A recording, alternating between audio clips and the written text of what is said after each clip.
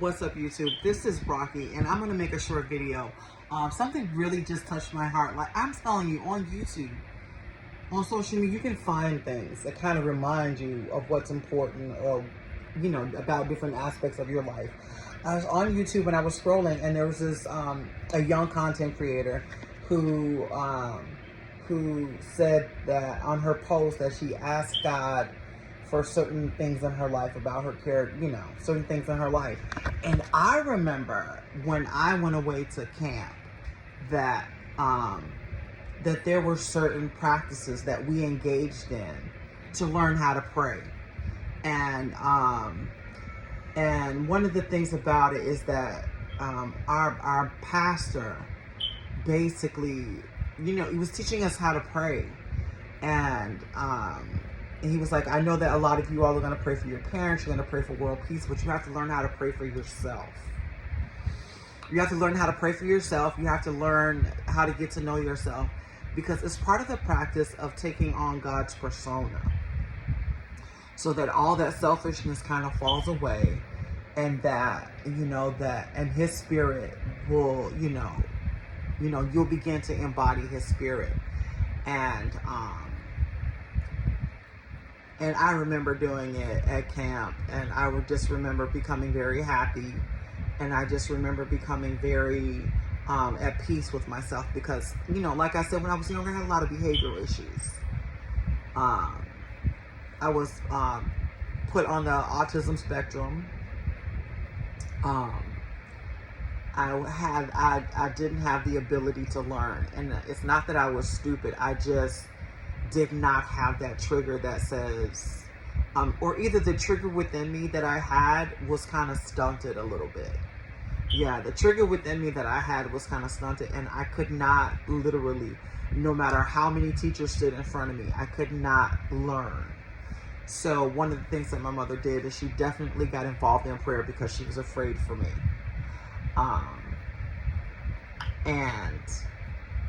One of the practices that my pastor was telling me about was learning how to pray. And he would talk to me all the time. He was like, you know what, Raquel, I want you to listen to me. And I just remember his voice. And he kind of knew, you know, because he told my mom, he was like, you can put her on medicine all you want to. As a matter of fact, I think I had a bad episode with it. It wasn't a good experience. And so my mother turned to religion, which there is nothing wrong with that. And I don't want people's minds to go toward cults, because cults are led by cruel people who are taking advantage of spiritually vulnerable individuals and exploiting them. But one of the things that my mother did is she took me to see a pastor of her own fruition, of her own volition, of her own volition. And we, you know, he prayed for me, and we're Lutheran, definitely. The teachings of Martin Luther, you guys have to go read about him. And so she took me to my pastor, and it's like, do you guys pray? We go to church all the time. He's like, but do you pray?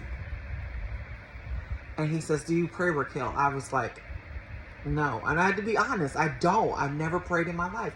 So I began to pray. I began to ask God for different things. And they had to be things that you can announce. They could not be private things. Those private things you had to hold inside. So they had to be those little things that you could announce within yourself. Like, I don't want to be dumb was definitely the first. I want to be brilliant. I want to be smart. I want to be insightful. I want to be able to engage in my peers, and I wanted to be able to learn. And because of faith, and because of prayer, and because of the desire, that pain, and to all know that we're connected to him in some way, shape, form, or fashion. Because I don't think that anything done in this world could be done without him. And that's without a doubt in my mind. He is the creator. He is the first man. He is the sustainer of us all, because whereas we want to destroy each other, he only wants the best for us all the time, constantly. He is always striving for, you know, for us to do our best and for us to be our best. But anyway, okay, and I digress.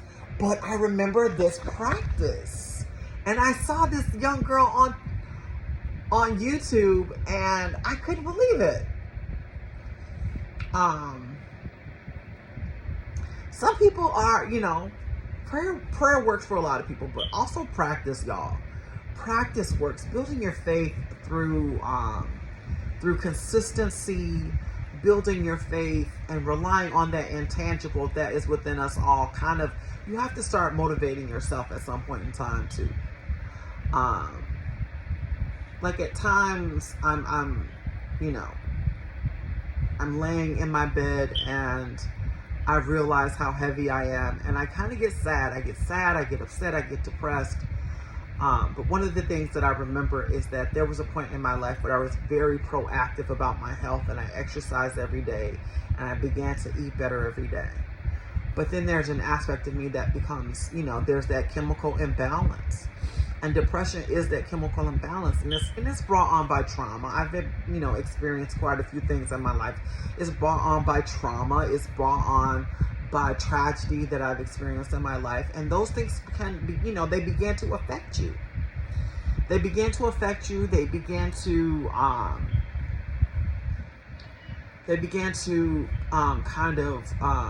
constitute how you think and how you feel. And sometimes, you don't wake up until you find yourself in a place where you just truly don't belong. And hopefully that happens for some of you, somebody who's going through something somewhere. Hopefully it happens for you, that you begin to wake up and you begin to recognize what it is that you're going through. And something in the back of your mind says to yourself, you know what, I don't belong here. And then you kind of get out of it, hopefully get out of it, in one piece.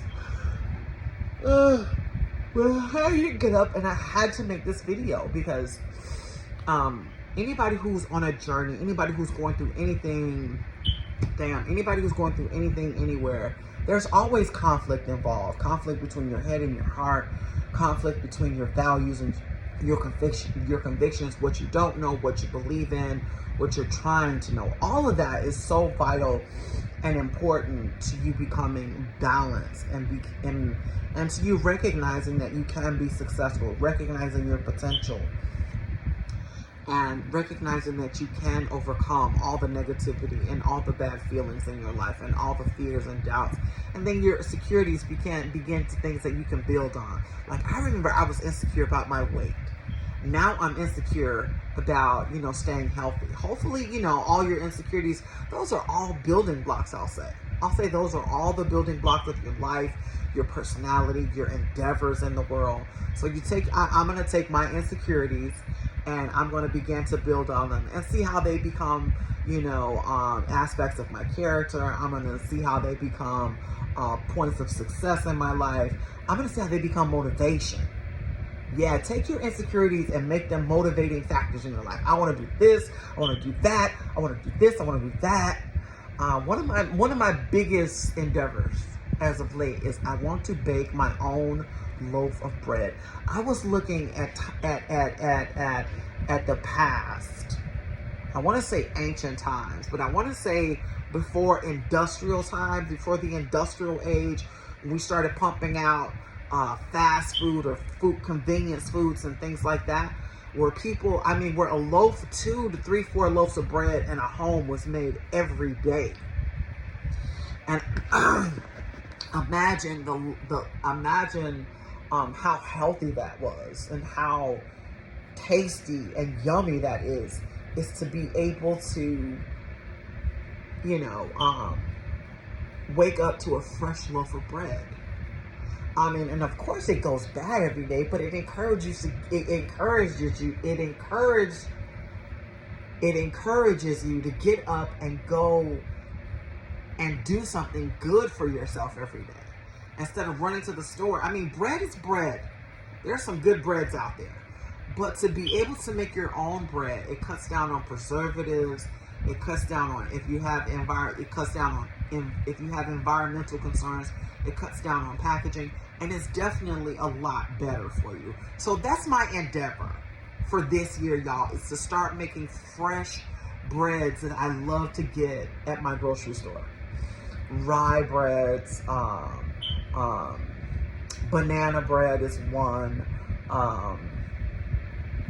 Your average wheat bread, your average white bread that I can just indulge in every day and not worry about, you know, the preservatives and the packaging and things like that. So I want to say thank you all again for tuning into this channel, but I had to make this video. Hopefully it reaches you. Hopefully it touches you. It takes 30 days to break a bad habit, but it also takes 30 days to learn a new, more positive, more productive behavior. Peace. What are your insecurities telling you?